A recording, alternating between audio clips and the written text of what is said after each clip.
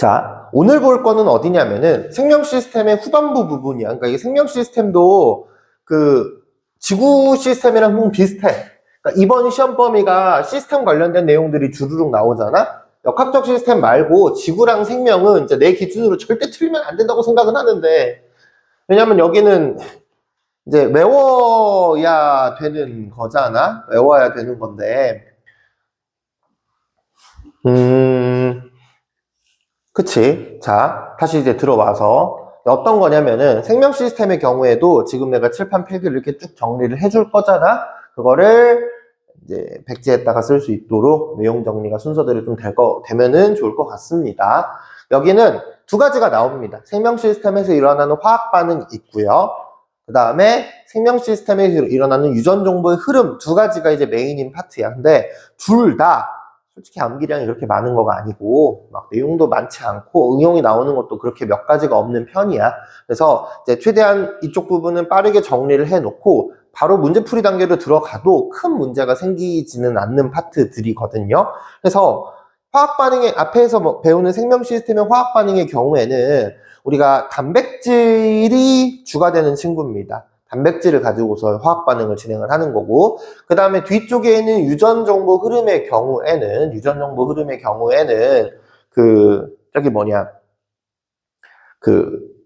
핵산 DNA, RNA 관련돼 가지고 이제 그쪽 부분들이 들어가는 거니까 큰 실루엣을 잡아놓고 내용을 들어가 보도록 하겠습니다. 이거 윤호는 나랑 한번 했니? 생명 시스템? 한 번도 안 해봤구나. 이거 다 방학 동안 내가 했던 데니까. 자, 먼저 생명 시스템에서 일어나는 화학 반응이야. 그러면은 먼저 이제 질문부터 화학 반응이 도대체 뭐냐 인 거지. 화학 반응이랑 대비되는 걸로는 물리 반응이 있어. 어디서 본 적이 있는데 중학교 3학년 1학기 때 물리 반응과 화학 반응이 있던 거잖아. 그러니까 물리 반응과 화학 반응의 가장 근본적인 차이는 분자의 변형이야. 물리 반응은요, 분자를 그대로 유지하는 거야. 물리 반응은 분자를 유지합니다. 근데 이 분자라는 단어가 뭐였어? 우리 화학 파트 하면서 물질의 성질을 가진 기본 입자. 그쵸? 물질의 성질을 가지는 기본 입자를 우리는 분자라고 하는데, 이 분자가 유지가 된다는 것은 성질이 바뀐다, 안 바뀐다? 안 바뀐다는 거야. 그래서 물리 변화의 경우에는 이 그러니까 화학적 성질을 그대로 유지한 채 분자들 간의 거리만 바꿉니다. 여기에 이제 보통 이제 포함이 되는 게 뭐 상태 변화라든지 아니면은 그냥 물리적으로 부서지는 거, 이런 게 이제 보통 물리 변화에 포함이 되거든. 근데 생명 시스템에서는 이 물리 변화에 물리 반응에 누구를 꼭 집어넣어야 되냐면은 삼투랑 확산을 집어넣어야 됩니다. 삼투 확산. 그 삼투 확산 과정에서 분자들이 바뀌지 않고 성질이 고스란히 유지가 되거든요. 그러니까 왜냐하면 이 삼투 확산이 바로 앞에 장에 나오거든. 지금 우리가 다루는 교과서 바로 앞에 장에 이 삼투 확산과 관련된 내용들이 들어가 있어서 원래 거짓말은, 오답은 내가 어디선가 한 번쯤 본 걸로 오답을 만들어야지 잘 낚인단 말이지. 그래서 얘네들은 오답이 이제 삼투 확산 쪽에서 같이 나옵니다. 그러니까 얘네들을 뺀 나머지가 화학 반응인 거야. 화학 반응 과정에서는 이제 원래 있던 분자를 쪼개가지고 새로운 분자로 조립하는 과정이 들어갑니다. 그리고 이 화학 반응 과정에서는 자연스럽게 에너지 출입이 있을 수밖에 없어요. 왜냐하면 그러니까 이 화학 반응이 어떤 느낌이냐면은 내가 재료를 가지고 와. 그럼 이거를 뽀개. 다 부순 다음에 그럼 이제 그러니까 재료보다는 어떤 레고 조각을 가지고 와. 레고 조각을 가져와서 레고 조각을 다 뽀개. 그 다음에 새로운 걸로 다른 걸로 다시 조립을 하는 거야. 어떤 느낌인지 알겠어? 그러니까 이 과정에서 내가 원래 만드는 레고 조각을 뽀개면은 이 레고 조각을 만들었을 때 썼던 에너지를 돌려받거든요. 그거를 가지고 재료랑 에너지가 따로 있는 상태야. 재료는 다 써야 돼. 이거를 가지고 새로운 레고 조각을 또 만들어. 그러니까 이거 비슷한 게 잠깐만 와가지고 이제 이어한 김에 이런 게 있거든. EH2 더하기 O2가 두 개의 H2 이렇게 돼 있어. 요거 우리 물 만드는 화학식이잖아. 그래서 어떻게 돼 있냐? 수소 분자랑 수소 분자가 있어. 수소 분자랑 수소 분자가 있고요. 산소 분자랑 산소 분자가 이렇게 있잖아. 얘를 쪼개는 거야. 그러면 여기에 들어가 있던 에너지를 우리가 환급을 받아. 그럼 얘가 어떻게 되겠어? 수소, 산소가 될 거 아니야? 이거를 가지고 산소의 수소, 산소의 수소 이렇게 만든단 말이야. 그럼 얘는 O랑 H 결합하는 걸 4개를 결합을 한 거잖아. 그치? 그러니까 재료는 다 썼어. 하지만 여기에 사용된 에너지가 이거 에너지랑 이 둘이 차이가 난다. 내가 이건 거잖아. 환급을 10,000원을 받았는데 15,000원을 써버리면 5,000원 더 쓴 거잖아. 그러면은 에너지를 방출하게 되고 10,000원을 받았는데 7,000원만을 만들면 3,000원이 남겠지? 그러면 에너지가 남는 그런 상황이 되는 거지. 그쵸? 그래서 이런 거를 가지고 에너지 출입하는 게 화학2에서 나오는 헤스의 법칙이라고 해서 이걸 계산을 하거든, 화투에서는. 네, 여기는 아직 뭐 통합과학이니까 그냥 에너지 출입 관련해서. 이 화학 반응 과정에서는 항상이라고 하면 조금 불안하네. 대부분 에너지 출입이 있습니다. 우연하게 안 일어날 수도 있어서 그래. 대부분 에너지 출입이 있어야 돼. 에너지가 출입을 합니다. 이 화학 반응의 경우에는. 삼투학산 같은 경우에는 에너지 출입이 일어나지 않는 물리 반응이거든요. 화학 반응에는 생명 시스템의 화학 반응에는 종류가 2가지가 있어. 첫 번째가 동화작용이고요. 두 번째가 이화작용입니다. 하나가 합친다의 의미고 하나가 쪼갠다의 의미거든요. 누가 합치는 거야? 동화가 합치는 거지, 그치?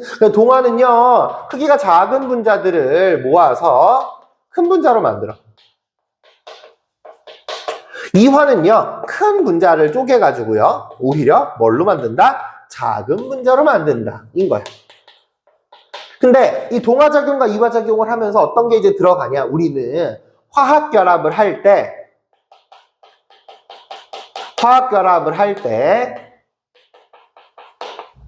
에너지를 접착제처럼 사용합니다. 자, 그럼 봐봐. 동화작용은 붙여야 되잖아. 붙이려면 에너지가 필요하다니까? 에너지가 필요하니까 에너지를 흡수하겠지. 얘는 에너지를 흡수합니다. 근데 이화작용은 내가 원래 붙여져 있던 걸 뜯었잖아. 그럼 여기에 썼던 접착제가 이제 필요 있어, 없어? 없어진 거죠. 그럼 주변으로 방출해. 얘는 에너지를 방출합니다. 이거 괜찮나요? 에너지 흡수 방출에 관한 거를. 그래서 동화작용의 그래프는 그래프가 요렇게 나오고요. 이화작용의 그래프가 요렇게 나옵니다. 어떤 느낌인지 알겠나요? 네. 자, 여기 있고, 예시를 들면은 우리 몸에서 뭔가를 합치고 합성하고 이런 애들을 다 동화작용이라고 보면 돼. 그래서 광합성이라든지 단백질 합성이라든지 이런 것들을 얘기합니다. 이화작용은 쪼개는 거가 들어가. 호흡이 여기 들어가요. 세포호흡이랑 그 다음에 소화하는 과정이 다 여기서 들어갑니다. 그래서 소화하는 과정 같은 거 이제 하면서 에너지가 방출되는 걸 가지고 우리가 생명활동을 살아간다. 요 정도가 이제 기본형인데 여기에 이제 플러스 심화로 ATP라는 게 나와요. ATP. 학교에서 이거 설명하면은 잘 가지고 있다가 가져와야 됩니다. 이 ATP가 뭐냐면은 우리 몸에서 에너지를 운반해주는 운반자인 거거든요. ATP는요, ADP 더하기 인산 이렇게 이제 쪼개져. 여기에 TP는 트리플이고 얘는 DP가 더블인 거야. 그래서 그림으로 따지면은 아데노신 대가리가 있고요. 얘가 아데노신이야, 네모가. 여기에 인산이 하나, 둘, 3개가 달려있어. 근데 여기는 아데노신 대가리에 하나, 둘 있고요. 하나가 쪼개져 있는 이런 상황인 거죠. 그쵸? 아데노신 대가리에 이런 상황인 거야. 그럼 이게 이제 어디서 일어나냐? 자, 마이토콘드리아 갑니다. 마이토콘드리아는 뭐 하는 데야? 세포 호흡을 하는 데죠. 그래서 마이토콘드리아에서 세포 호흡을 통해서 주변으로 에너지를 방출합니다. 대부분의 에너지는 우리의 몸을 체온 유지를 하는 데 쓰이는데 여기서 에너지가 방출되거든요. 이 방출되는 에너지를 얘가 빨아먹어. ADP가 쓱 가서 ATP로 바뀌거든요. 이거를 얘는 여기서 에너지 흡수합니다. 이 에너지를. 그러니까 여기가 에너지가 나오니까 나온 데서 에너지를 내가 주어서 담는 거야. 그러니까 에너지를 담은 ATP 상태에 에너지를 들고 어디로 가? 에너지가 필요한 근육으로 가는 거지. 그래서 ATP 상태에서 에너지가 필요한 곳에 가서 다시 잠깐만 이거를 그러면 ATP가 되고요. 이렇게 이제 가는 거거든. 여기서 이제 에너지를 방출해. 이게 어디냐? 에너지가 필요한 곳에 가서. 에너지가 필요한 곳에 가서 에너지를 방출한다는 거지. 그래서 ATP 나오는 게 조금 심화 파트니까 학교에서 설명하면은 가지고 오셔야 됩니다. 이게 첫 번째 필기입니다. 정리해 줍시다. 자, 요게 이제 첫 번째 동화작용과 이화작용과 관련된 내용들입니다. 이 동화작용, 이화작용의 그래프를 저기 그려는 놨는데 실제로 이렇게 그냥 단순하게 삐걱거리면서 움직이지는 않거든. 요거는 조금 있다가 이제 뒤에서 조금 더 자세하게 봐보도록 할 겁니다. 자, 근데 이게 우리가 그냥 일반적인 화학 반응이랑 생명 시스템에서 일어나는 화학 반응이랑 차이가 나거든요. 그냥 일반적인 화학 반응이랑 생명 시스템에서 일어나는 화학 반응이랑 차이가 나서 이제 그 다음에 다뤄볼 주제는 세포 호흡과 연소에 비교해. 세포 호흡은 우리 몸속에 있는 마이토콘드리아에서 일어나는 게 세포 호흡이죠. 온도가 몇 도에서 일어납니까? 36.5도. 사람의 체온은 36.5도. 그래서 왜 우리가 이런 거 해. 아마 이제 뒤에서 또 나올 텐데 너네 체온 쟀는데 체온이 40도야? 뭐 어떻게 해야 돼? 응급실 가야 돼. 그러니까 단백질 내가 어떻게 해야 응급실 가야 돼. 38도 정도만 돼도 너네 이제 아파 죽고요. 40도 되면은 정신을 잃을걸? 그래서 사실 뭐 잠깐 이렇게 찍고 내려온 거면 상관이 없는데 빨리 안 내리고 계속 그 상태로 유지가 되면은 우리 몸속에 있는 단백질이 파괴가 돼. 근데 문제는 이 파괴가 된 게 복구가 안 됩니다. 물론 DNA만 멀쩡하다면 이제 고장난 거 다 새로 갈아치우고 새로 만들면 되기는 합니다만, 그러니까 그게 되는 동안에는 몸의 기능이 멈춰요. 이게 오늘 수업 계속 진행을 하면서 끝에 가면 완성이 될 건데, 우리 몸속에서 단백질이 이것저것 기능을 하는 건 알고 있잖아. 근데 그 단백질이 열을 받게 되면은 40도 이상이 되면은 단백질이 수비드가 뭐야? 55도짜리 물에다가 넣고 익히는 게 수비드일 거 아니야? 그치? 그러니까, 그건 거야. 그 목욕탕 물에다가 계란 한 하루 종일 넣어놓으면은 계란 익을까, 안 익을까? 익지 않을까? 그 정도 목욕탕 온도면은? 그렇잖아? 완벽하게는 아니지만 조금이라도 익을 거 아니야. 그런 것처럼 높은 온도에 이렇게 노출이 되면은 단백질이 변성이 일어나면은 모양이 변하고 원래의 기능을 잃어버리게 되는 이제 그런 상황이 펼쳐진다는 겁니다. 알겠나요? 그래서 세포호흡과 연소, 세포호흡의 경우에는 36.5도의 정도에서 일어나고요. 연소는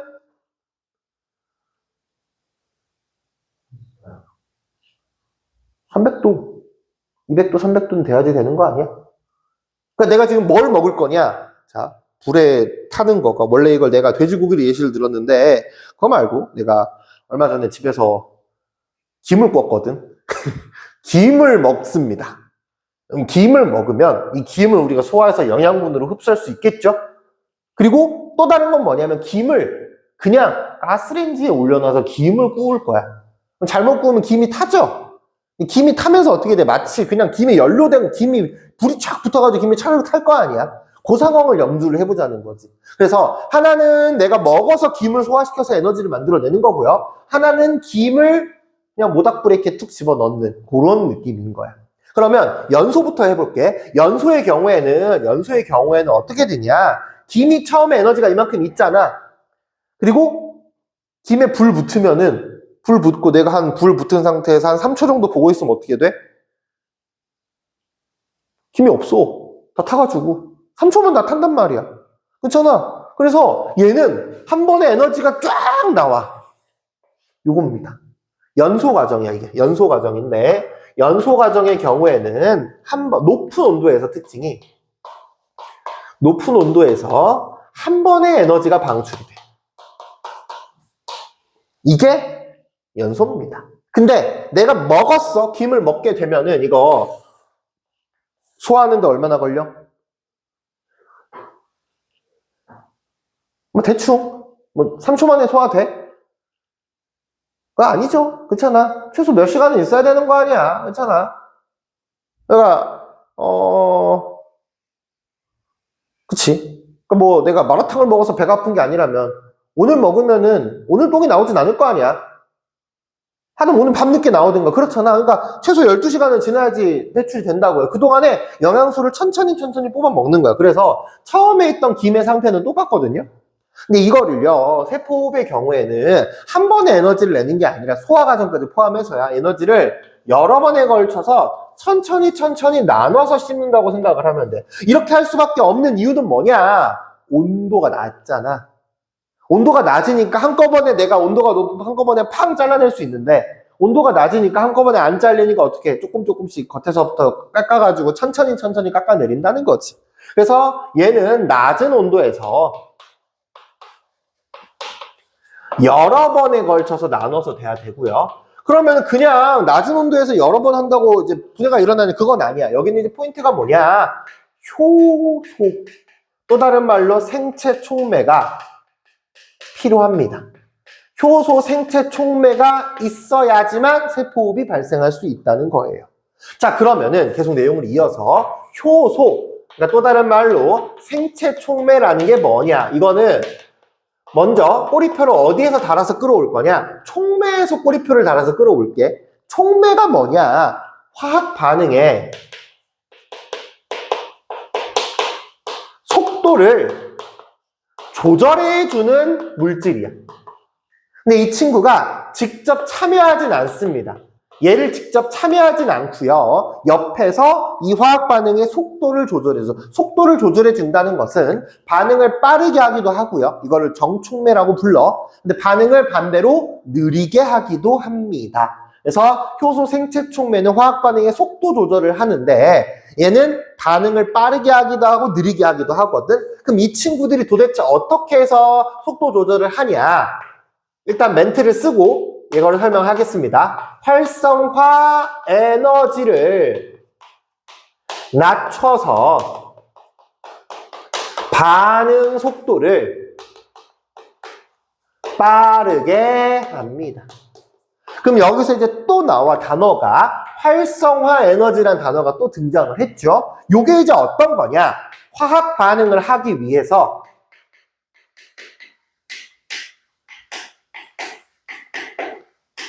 최소한의 에너지가 필요해.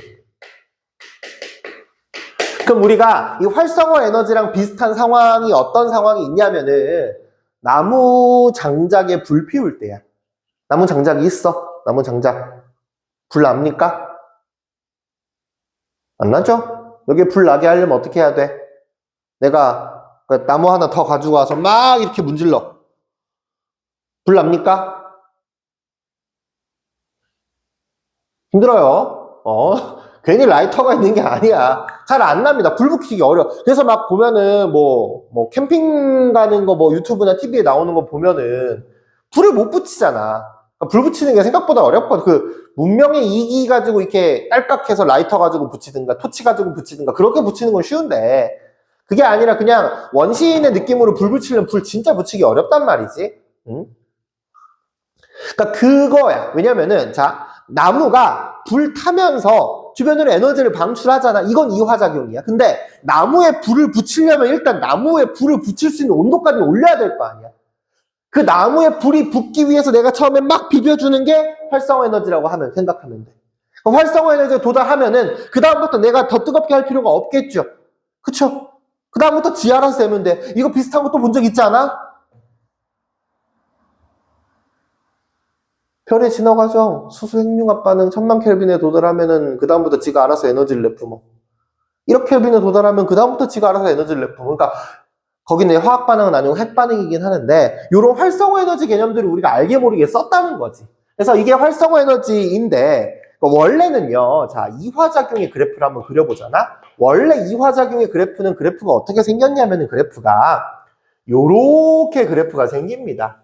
그냥 밑으로 뚝 떨어지는 게 바로 뚝 떨어지는 게 아니라 위로 이따시만큼 올라가야 된다고. 그 위로 올라간 요만큼이 뭐겠어? 이만큼이 활성화 에너지가 되는 거고요.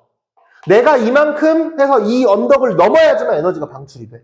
처음에 내가 여기까지밖에 못 가? 화학 반응 안 일어납니다. 여기까지 가야지 화학 반응 일어나는 거야. 그리고 이 아래쪽 처음에 시작했을 때랑 끝났을 때의 차이 요만큼이 방출한 에너지가 되는 거야. 괜찮나요? 근데 여기에다가 효소를 쓰잖아? 그러면 이걸 그래프가 모양이 요렇게 바뀌어요. 효소를 쓴다고 해서 방출 에너지가 변하진 않습니다. 근데 뭐가 변하냐? 높이가 낮아졌네요. 그러니까 그전에는 내가 이만큼 가야지 반응이 일어났는데 지금은 조금만 넘어도 되잖아. 난이도가 쉬워졌네. 난이도가 쉬워지면 그만큼 통과할 수 있는 사람이 많아지게 될 거잖아. 그렇게 해서 화학 반응의 속도가 올라가는 겁니다. 요게 효소가 있을 때인 거야. 효소가 있을 때 활성화 에너지가 낮아진 거를 볼 수 있다는 거지. 얘가 이화작용의 그래프. 그럼 동화작용의 그래프는 어떻게 되냐? 이거 동화작용은 조금 이제 대부분의 문제는 이화작용으로 나오는데 동화작용의 그래프는 그래프가 아래에서 여기로 가야 되니까 그래프 경로가 이렇게 되거든요. 그럼 동화작용의 활성화 에너지를 애들이 이거라고 착각을 하는데 아니야. 여기서 여기까지가 활성화입니다. 얘가 활성화 에너지야. 효소가 없을 때. 그럼 요만큼이 뭐냐? 요만큼이 흡수한 에너지가 되겠지. 근데 효소가 있으면 루트가 경로가 이렇게 바뀐다고요. 그럼 얘가 효소 있을 때 활성화 에너지라고 보시면 될 것 같습니다. 하나 빼먹은 게 있네. 얘네들 세포호흡과 연소인데 요만큼이 방출한 거지.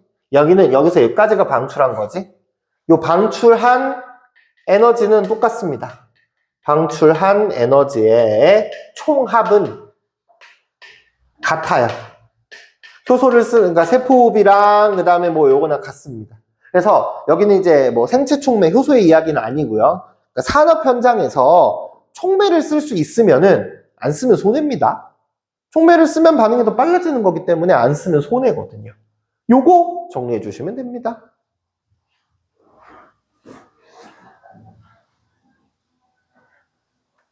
자, 이렇게 이제 되고요. 이제 마지막 한 판만 더 하면 내용은 끝납니다. 내용이 그렇게 엄청 많은 게 아니라 가지고.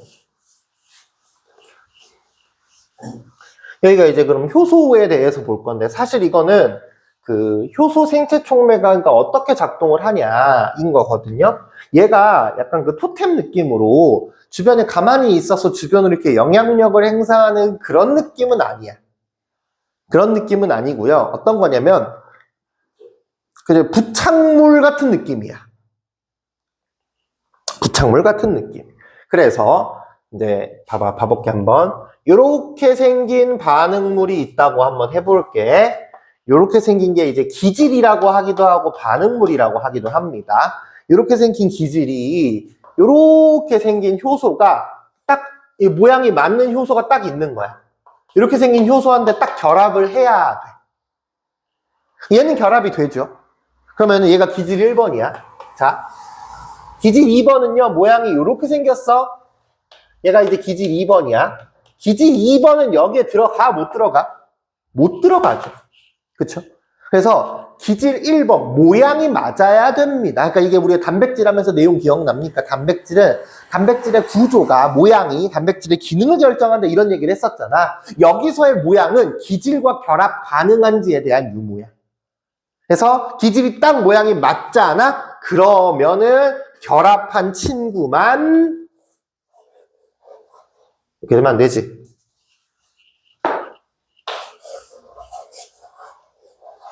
결합한 친구만 여기가 가운데가 똑 떨어지게 되는 거지. 툭 잘라지게 된다고요. 결합한 친구만. 그래서 얘가 반응물이면은 기질 A, B, 기질 A고 얘가 이제 C랑 D로 쪼개어지는 이화작용을 하는 거지. 이렇게 불렀어? 그럼 부르고 나면 이 효소는 어떻게 돼?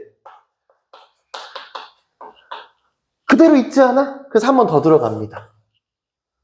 계속 쓰는 거예요. 그래서 요거를 가지고 우리가 효소의 특징이 두 가지야. 첫 번째, 효소는요, 기질특이성이라는 단어가 나오거든요. 어떤 뜻이냐? 아무랑 하는 게 아니라 특정한 반응물과만 한다는 거지. 그래서 우리가 탄수화물 분해하는 효소 알고 있는 거 뭐 있어?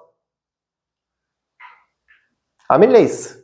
근데 아밀레이스는 정확하게 녹말을 엿당으로 분해하는 효소거든요. 그래서 입에서 침에서 아밀레이스가 나와서 이 아밀레이스는 녹말을 엿당으로 분해합니다. 오케이, 거기까지 괜찮아?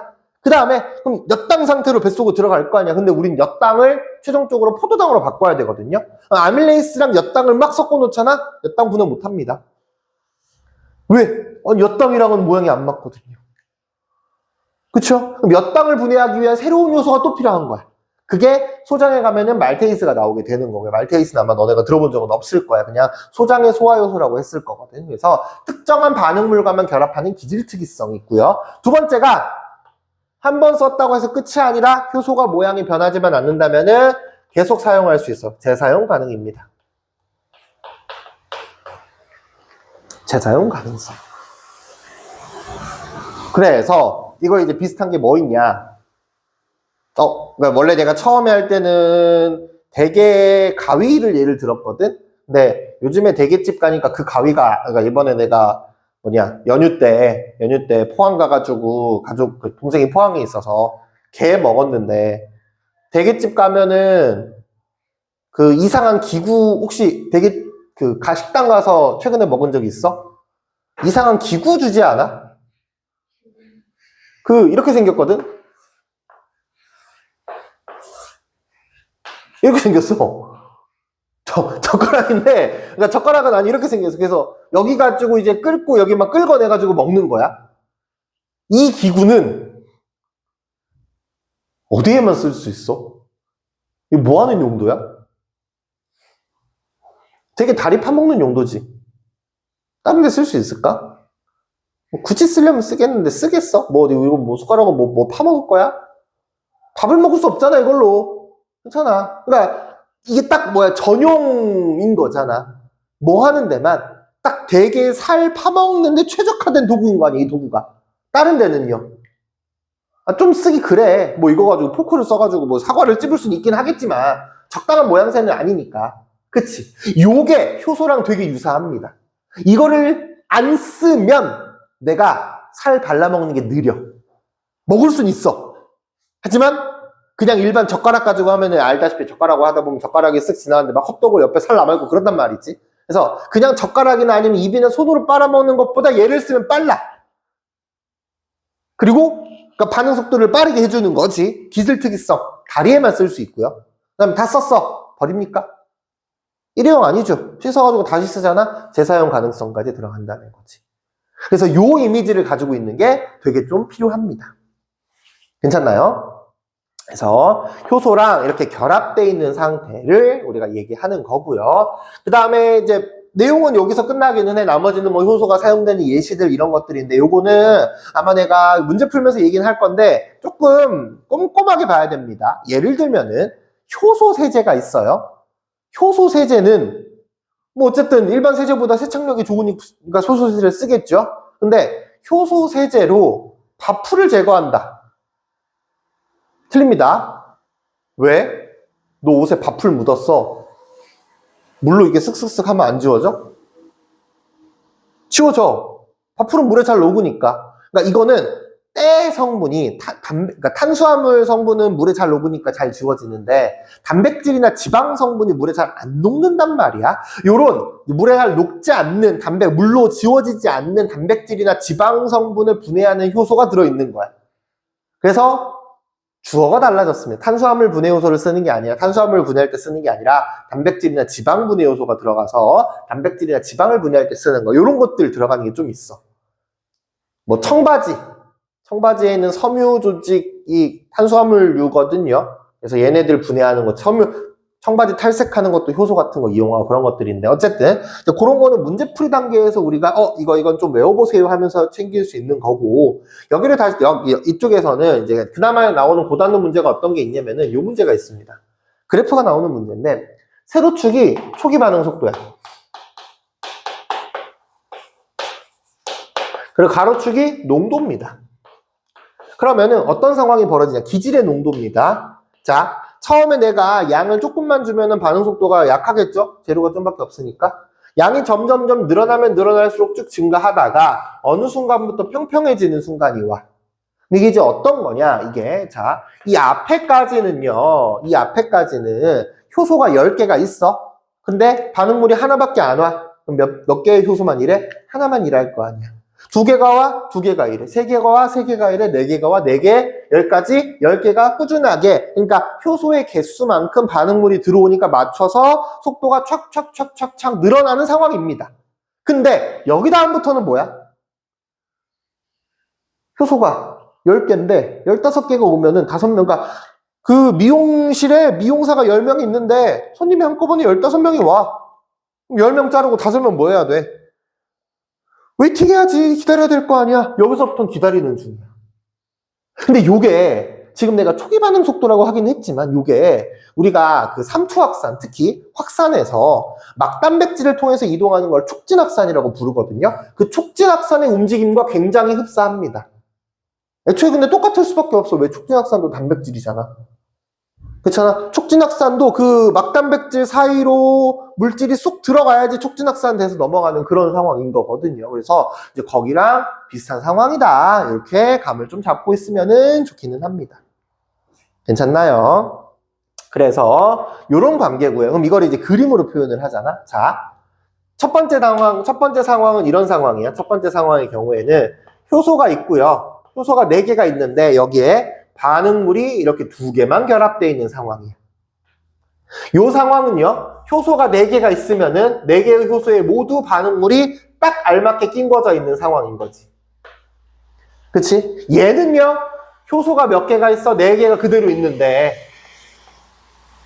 4개가 결합되어 있고요. 2명은 어때? 웨이팅하고 있는 이런 상황인 겁니다.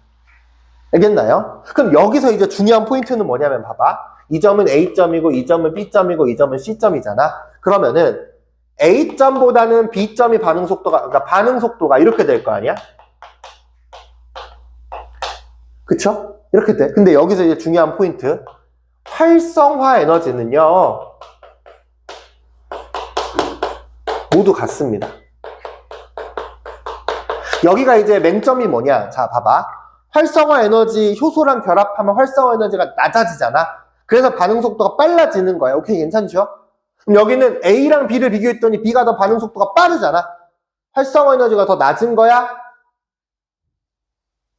그거는 아니야. 그럼 어떤 거냐? 그러니까 효소는 도구잖아.